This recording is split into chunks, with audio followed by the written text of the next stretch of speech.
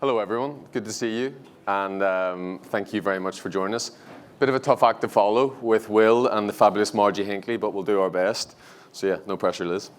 As Charles said, my name is Eugene McCormick. I'm Senior Vice President here at Passle, and yes, I do have a bad leg today. So if you see me hobbling around, it's an ACL injury, so we can just get that one out of the way. It's fabulous to introduce our wonderful speaker, the wonderful Liz Gooch, who, as you may know, is the Chief Business Development and Marketing Officer at McDermott Will Emery, as I believe one of the fastest growing global law firms, and recently named the most innovative law firm in North America by the Financial Times, so not bad. So we're in really good company.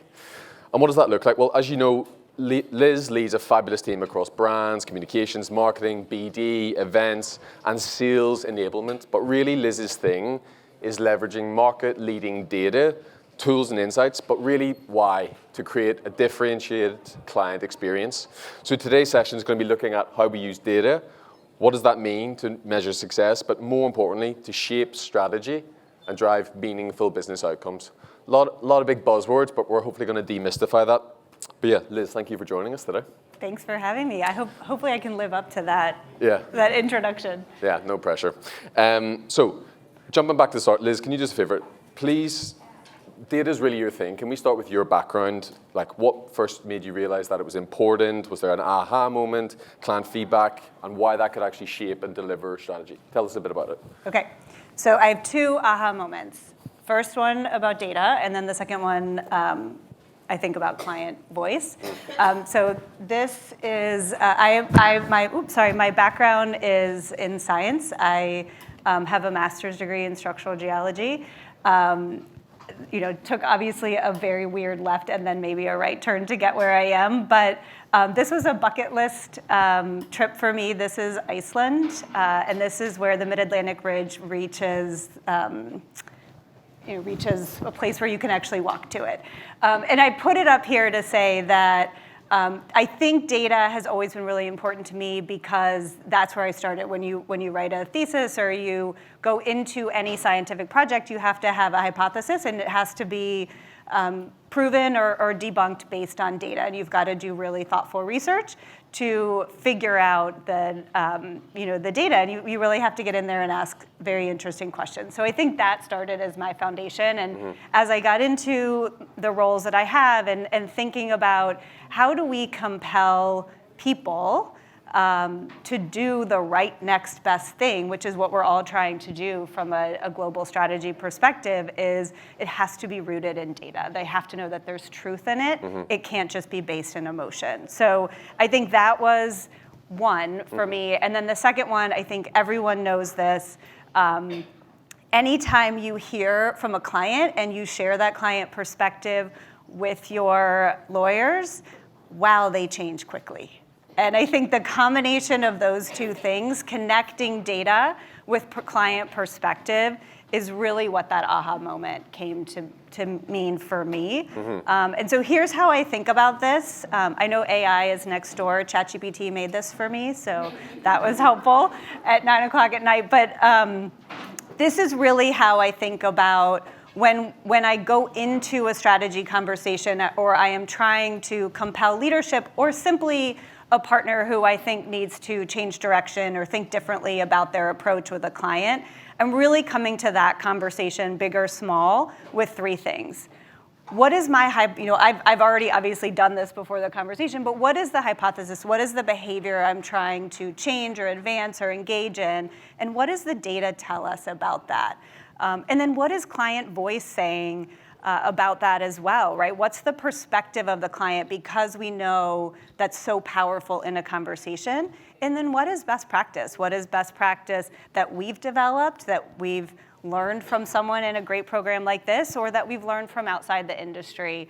Or that maybe, I've had one situation where I tried to get a group of partners to do something and they would not engage till I said, do you know that your clients all do this in their own strategy? And that moved the needle. So that's really how I think about it. And I think a great example of that is we all know the power of cross-sell. I think there's a group talking about it later today.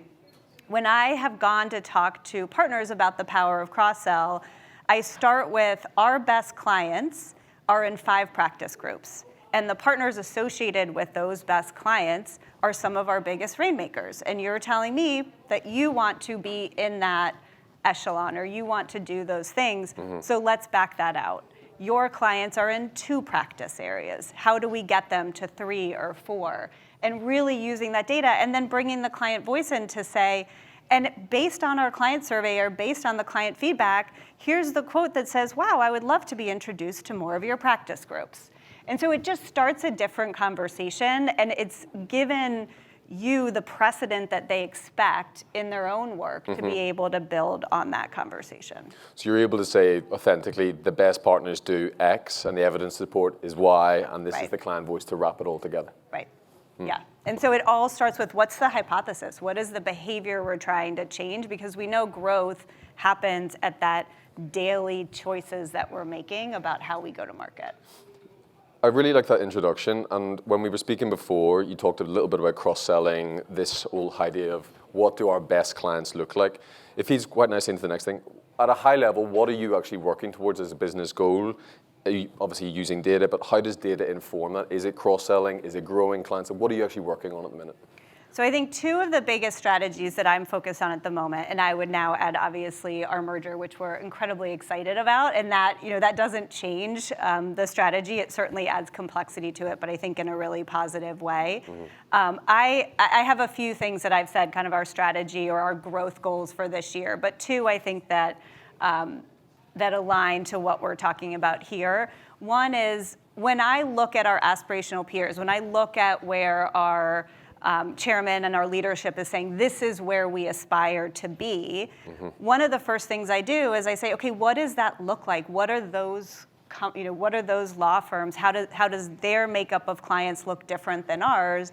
And one of the things that I think most firms would say is, we need more big clients, right? We know they're loyal. We know that once you get into a couple areas, if there's the ability to grow, then that's easier than acquiring new clients, right? That's kind of a standard thing that we all agree to. So one of the first things that I'm doing is I'm looking at our top clients and I'm trying to understand, why are they different? How are they different? Are there different partners in it? Are there different practice group mixes?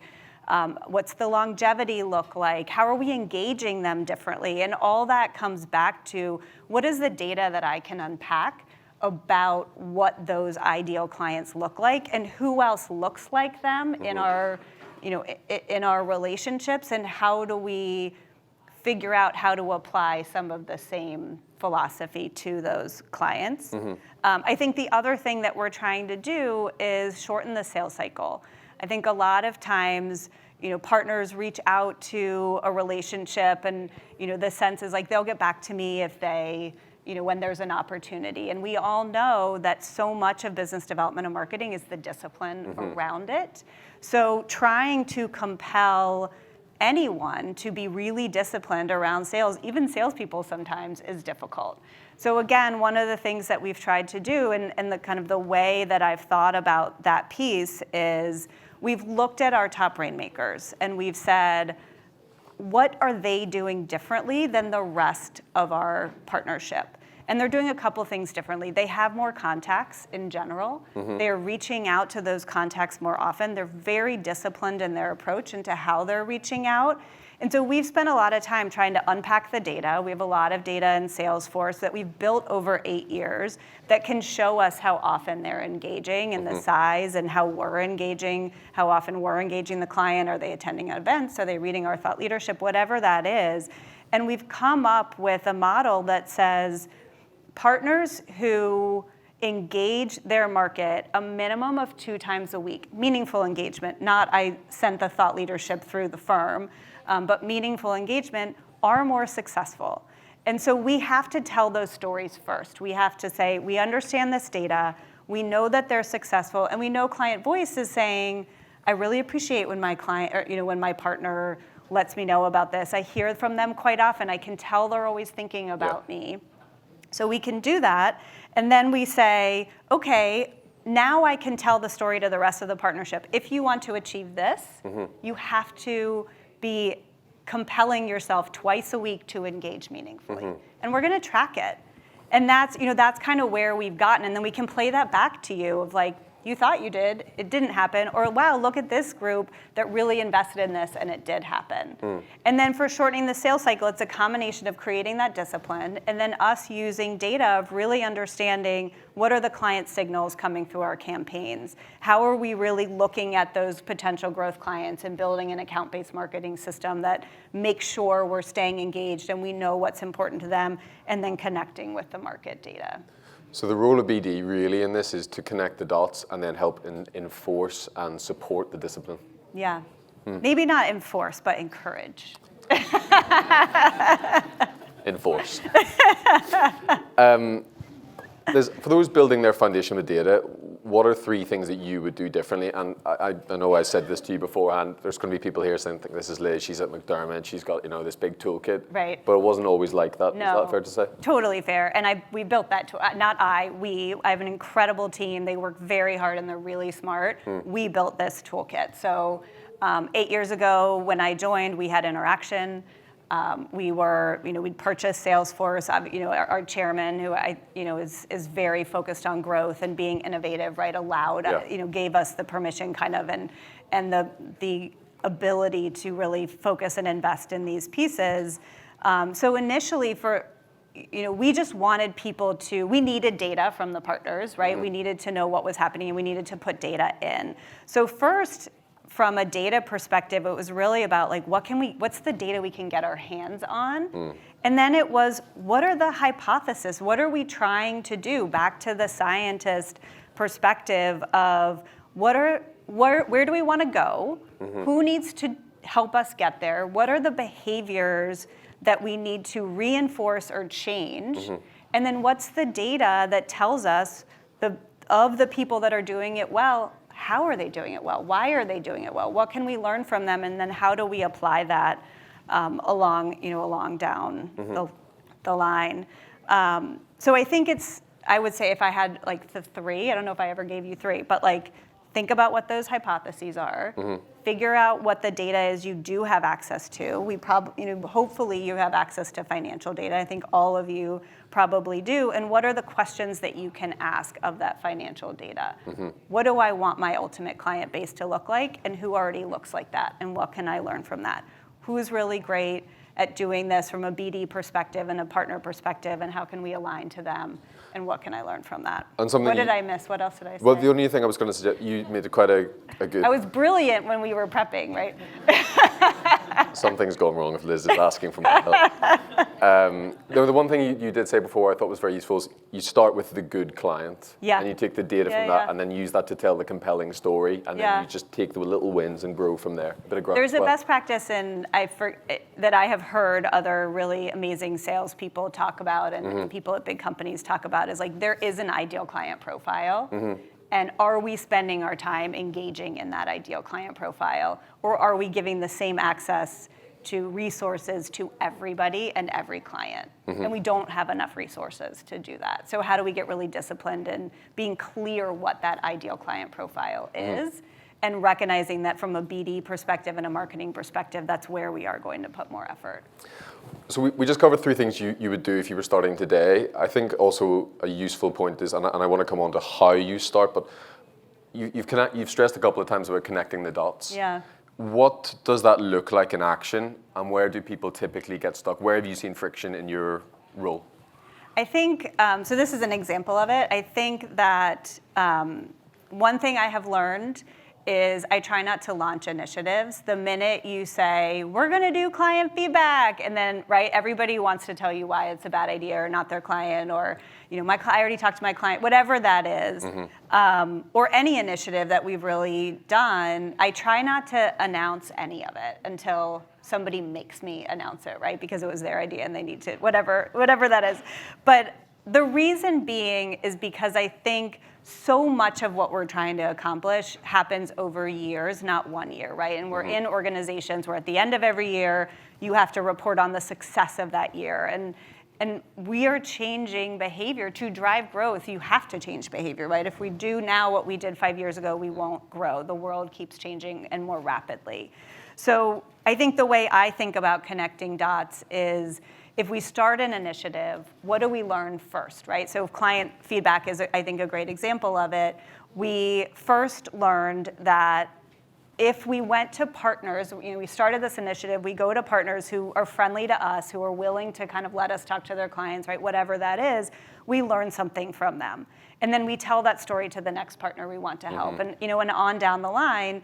And I think what can happen in some initiatives is like, okay, great, now we've got all this client voice and we've solved all the problems and we have better client relationships.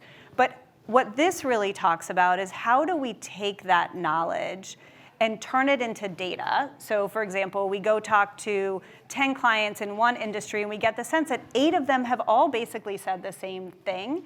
For example, one an issue that we had a couple years ago was 8 of 10 clients all said you have really amazing experts in each of your areas, but we don't know anybody behind them. Like, is that it? If they retire, is that done?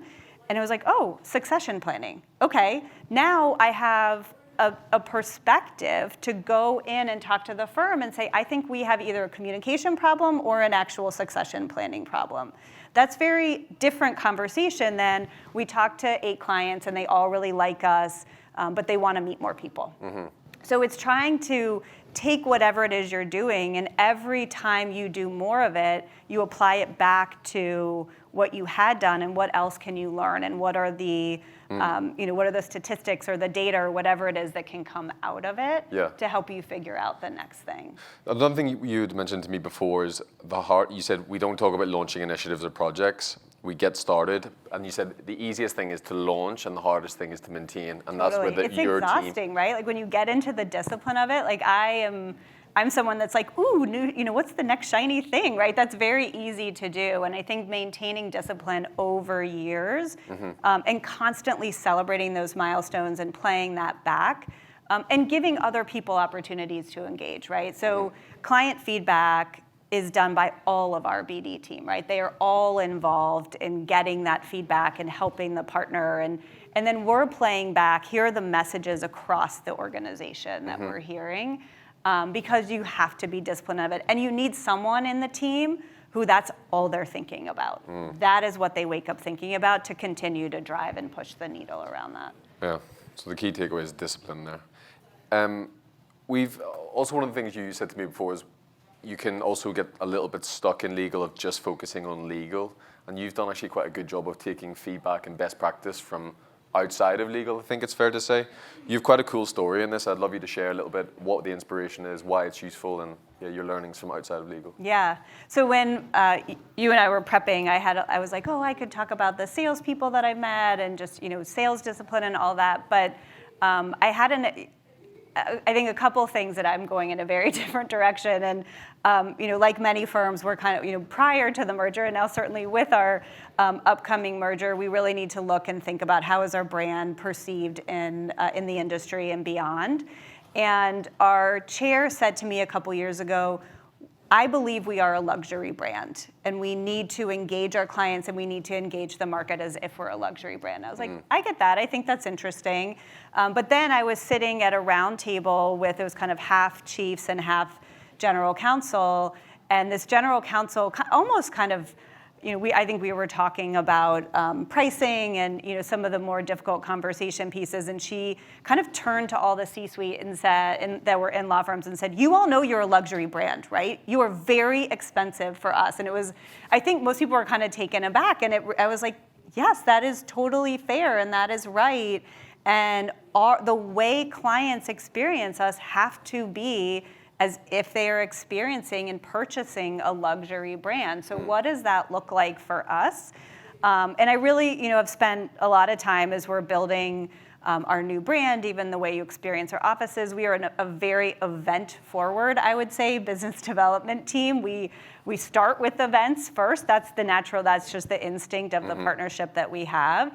And so our events are a great experiential way to come into a luxury brand. What does that look like? But as I tried to, for this, step back and be like, what does that mean? I came up with a couple, or ChatGPT helped me come up with a couple of pieces around that really, I think, articulate what that means. And so for us, exclusivity, to me, it's a couple things. exclusivity is not leaving people out. It is making sure the right people are in the room. And when we look at our events and we think very much about the client experience of them, and I'll share later, I have like a 40-point ROI system for our events because we spend so much money and time on them. But I would say my gut always is if I hear a client say, wow, they have the right people in the room. And that's not exclusivity. That is, we have worked really hard to make sure that the right market is in the right place, that we can be the connector between all of those. And then I would say it's aligned to what I had shared before.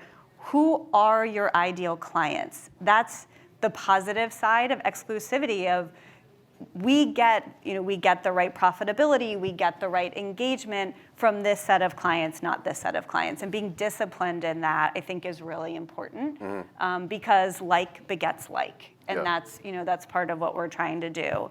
I think personalization is really critical because that's, your clients have to feel like you understand them. Completely. Right? Of course, we all know that. And so how do you teach your partners that? How do you make sure the BD team really understands that? What does that actually look like in your institution?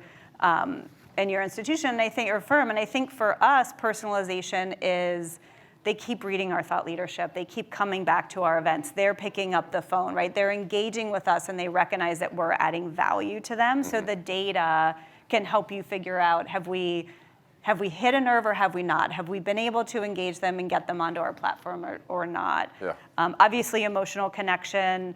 We're very expensive, and there's plenty of GCs whose budget is tied to their bonus. Have we made them look good to their brand? Have we made them look good? Have we made sure that they made the right choice? And that's both emotional, and you can see it in the work, right? And then I think it's so much back to consistency. Are we doing it over and over again? Does every interaction feel like a good interaction? And if it doesn't, have we been honest about that? And that comes back to the discipline as well. Yeah. You said something there, we're very event first, and I always find that interesting. You have a real system that applies obviously data and ROI, and you mentioned you've got these 40 points of ROI for an event. Can you tell us a little bit more about that? Why is it so important? What does that look like? How does that affect future spending? Yeah. So when I first started, and this was not my idea, but when the firm first, I got there and the firm was doing a lot of events. One of the things that we were recognizing is, could we actually tie ROI to these events? Could we really say they are advancing where we're trying to go as an organization? We knew we could get the right people in the room. We knew they really liked it. But we needed to make it more than that. And so we started on a journey of creating what we called a commercial event process. And this very much comes from outside the industry. This is pretty standard practice in a lot of other, really sales-forward organizations. So we took it from them. But it's not good enough to get the right people there. We need to be having meetings while we're there. We need to be ensuring that we're advancing the sales conversation. What is the next best action that's going to come from seeing them in person? So we started with, if you're going to attend an event as a partner, who are you planning to meet with while you're there? Whether it's an event that we put on or we're paying sponsorship dollars for, you're going to speak. And over time, right, we didn't do it right away. This is maybe five years in or 4 years in. We said, give us the names of 5 people that are attending that you're planning to speak with. And now, over time, we have a team that helps set those meetings up. Yeah. So we're kind of managing that process. We always have a set of rooms at our events for meetings so that those meetings are happening. And now our BD team is in those meetings and making sure that we're seeing what the next best action and the outcome is. And part of the reason we do that is we spend a lot of money on our events, and we have to be able to go back and say, was it worth the value? So using Salesforce, we've been able to look, and our team is really disciplined in this. We put all those meetings in, we put all our pitches in, and then we look at what matters open every month. And can we tie those meetings back to the matters? One meeting does not mean you're going to get a matter, right? It's over time, but are these touch points impacting it, and can we build an ROI model that says it? So we kind of look at it 2 ways. If the meeting was the impetus for the engagement, we generated revenue from that event. If the meeting was part along the way, we say we influence revenue. And it was really, I mean, this model came about because the chairman kept calling me and saying, is it worth it? Like, we're spending so much money on these events. Is it worth it? And so we look at all these pieces in that. Are we engaging? Who are we engaging with? Are the right people in the room? If we're growing the attendees, is it the right attendees that we're growing? If more service providers are coming, that's not the right set of attendees, right? So we're always looking at those breakdowns, comparing it to cost, and then really trying to understand, even if we can't tie a meeting, who are the clients that were there, and did they grow year over year? Are our events having impact on that engagement? So and you told me before that the partners don't get their expenses back unless they get a write-up. Like, it's enforced and it's systematic. So we decided, we knew when we started with Salesforce that we needed data to be able to give data back, right? We need to know what you're doing so that we can tell you what's working. And so I would say maybe 3 years in, Salesforce, we started post-COVID. Obviously, nobody was traveling, so nobody had any expenses, but or pre-COVID and then post-COVID, we were able to get to a place where we could show the purpose and the value of having that data, right? Because if you gave us who you're meeting with, we can tell you what the next thing is you should do. Like, I went and met with this client. Great, did you know that client listened to this webinar? Or also met this partner, right? We can help you move that sales cycle along, but without knowing what the partners are doing, we can't do that. So we got to a place where we had built up enough goodwill with our leadership to be able to say, we think we can get better data if the partners are more disciplined about putting data in. What's the carrot? What's the stick? The stick is you don't get reimbursed for your business development expenses until the meeting is in Salesforce, and that meeting goes into Salesforce in one click in Outlook. So it's not hard. We don't want them spending time doing administrative things or even BD things that we can do. But how do we ensure that we can keep getting the data we need to make the next information? And the ultimate goal is ultimately to say we can attribute more or less X dollars to this event and then invest in it again or double down. Right, or say, I mean, if a partner wants to do an event, part of what we can say is like, okay, let's sit down and really look at the expectations. At this size of event in this market, these are our expectations. Do you think you can meet those expectations? Or it gets away from some of the vanity events that always happen, right? We can really, with data, have a very non-emotional conversation of this event's not working for some reason. Why not? Help us figure out how to pivot it to a way that makes it successful. And at the end of the year, we look at all of the events across all of these dimensions and figure out which ones we need to pivot around. And I have to go sit with our chair and defend all of this using data. It is not a fun conversation, but it's really important in making sure that we can justify back to our management committee the dollars that we've spent. I just hope that we don't have to do this with our founders after this event.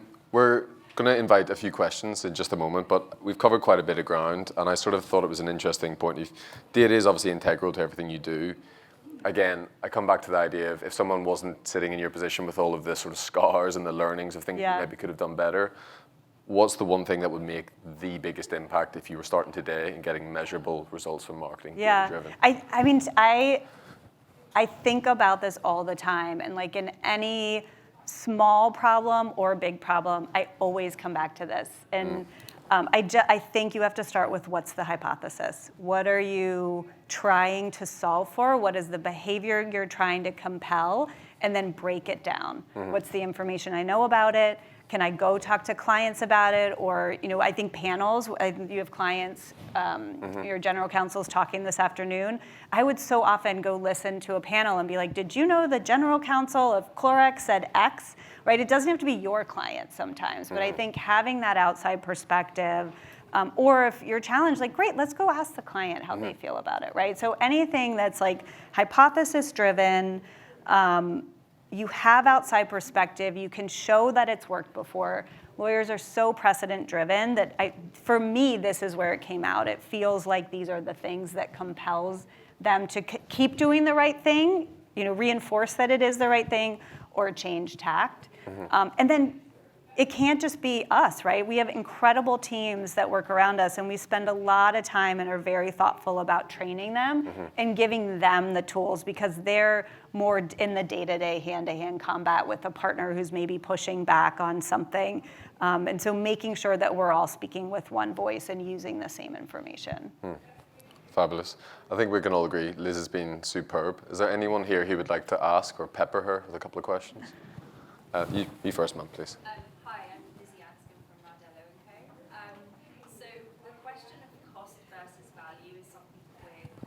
Yeah. This is a two-parter. I'm ready. You only get one part. So what messages do you find resonate most with your clients in terms of value? And then how do you coach the partners in delivering that message to clients? So I think we think about it in two ways. What's the business value that we're providing, and what's the personal value? And the business value is three big things. And again, I stole this from the Corporate Executive Board Sales Gartner organization, but with our own spin. But business value to me is, have we mitigated your risk? Have we helped you save cost, or have we helped you grow, right, as an M&A? And then the value or the cost of our services, how does that compare to the business outcome, right? This is not just we've sent you a bill. This is how does that bill feel, and is a percentage of maybe even to the business outcome. Charlie said he was just talking. We were talking earlier, and he's like, he had a client who said, I just paid a $6 million bill. I felt great about it, right? Because it was probably $1 billion transaction, right? So it really is, how do you ensure that the conversation you're having, and I think that's hard for partners. Sometimes it's hard to send the bill because you do feel like we're expensive, right? You hear that a lot. And I think it really comes back to, how do you share what you've done in context of what the business, why did the business need it done? And then personal value really shouldn't, and personal value to me is not remembering your client's kids' birthdays. That's lovely. Personal value is, did I make you look good? Have I made your team look good? And have I made your life easier? And I think if you can somehow get either a client voice telling you that or quantify that in some way, that's how we try and think about it. Do you have a place in Salesforce for your clients' children's birthday? No. Not yet. Hopefully they do in their Outlook calendars. Did you have a question? I was really interested. My name is Judy Timon-Sar. I'm the Director of Business Development at Passle. And I was really interested in your ROI for events, because you spend $60,000 on a cocktail party. Yep. And then the next day they're like, what's the ROI? And I'm like, well, you really can't measure it. Right. Maybe 3 months after, and just because X client came, Right. and they didn't open any matters, maybe they referred you. And I find that in trying to get them good information to the leadership and the management committee, I never want to rush. Yeah. I think, I said, I'd like to measure maybe 3 months out of the event, saying, okay, because no one's going to come to an event and open a matter tomorrow, or it could Right. be a coincidence.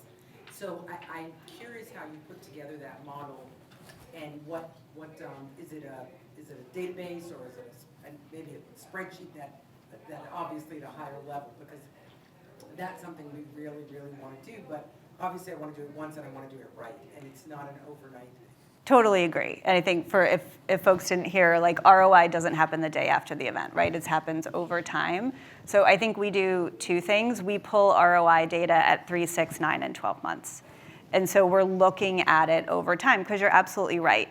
We would not attribute ROI after 6 months, right? They've probably gone to another event by then, right? But we will look at, we will know what the conversations were about, so that we can potentially align it to a matter. So I think that's one thing. The other thing that we've done through Salesforce, and again, this is really over time, is we've created a client activity score.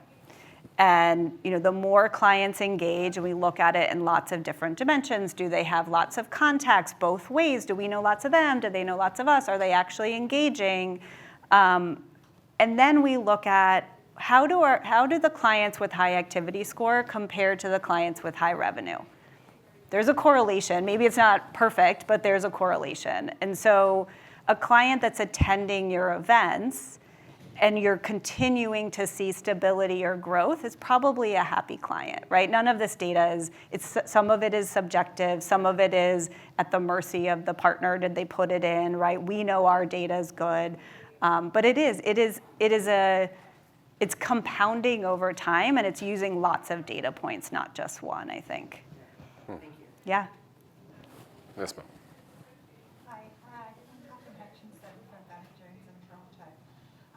It sounds like your business development team are empowered to work with clients directly. Did you face any challenges from the partners about letting new people talk to their clients? Yeah, always, right? For those who didn't hear that, sorry. Yeah, sorry. Are there any challenges for your BD team engaging directly with clients? And it didn't happen right away, right? So I think that there's always partners who get it, and you start with those partners, right? And then you tell that story. Like, did you know Julia went to that meeting and it was super helpful, and right? And actually at events has been a really easy way to do it because the partners are kind of pulled in lots of directions, and it's like, we'll come in and take notes. I wouldn't say that all of our BD teams engage in all of our pitch meetings, but those that do are finding success, and then that kind of begets more being willing to do it. And it's back to you start with one partner and you just get them to then say, wow, you should bring Julia to your meeting. She was great, right? Something like that. Sir. Hi, my name is Ian Revold. I'm with Valor Spar. I had a question about the ROI for events. First of all, phenomenal, and I love that. Let's fast forward. So you do the analysis and you determine this is a shutdown program. But the partner has won the shot, won the game on a back shot, right? Had some success, but all your numbers tell you this is not a good investment. Walk me through that conversation. What's in the money? What are you wearing? Bulletproof vest? Tell me all about that part of the Yeah. conversation. I mean, we've definitely had those conversations. I think before we just pull it and say you're not doing that event anymore, we'll put stricter budget around that event. Like, you can do the event, but here's what we expect. We expect that you're going to have, if you have 50 people attending, 35 of them are true prospects, or you can only have 5 service providers, right? Whatever that is, really trying to bring discipline to what is the purpose of the event. And I think really important, it's like, you didn't have any meetings after that event. We see nothing that shows us that you actually did the follow-up that we expect. And so because we've been able to get better at the discipline, and again, this has taken time and it is not perfect, right? It's very easy to say that it all works when you're sitting on stage and getting asked good questions. But I think it's going back to the partner of like, if you want to do this again, what are you going to do differently? Right? I use my chairman, like, look, Ira doesn't buy this. So I'm on your side, but like, how are we going to convince him? Right? Like, a little bit of that helps too. Like, we're friends here, but I can't go back to Ira based on this data and justify the budget. Help me help you. What are you trying to accomplish? How else could we do this? Is it a roundtable with 10 clients that could really actually help you show ROI, and do we build back from there? So it doesn't always mean you get nothing. It means help me help you pivot so that we can show good ROI, because that's what's required of us. And yes, I do wear a bulletproof vest, yeah. Or armor, just full armor. My mom used to negotiate with me like that. I think we have time for one more question. Who's got a good question? Right at the back, please.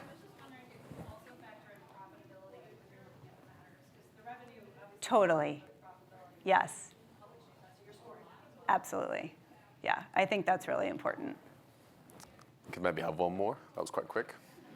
I agree. If nobody else has anything. Liz, thank you very much. Thanks, Thank everyone. you. This is great.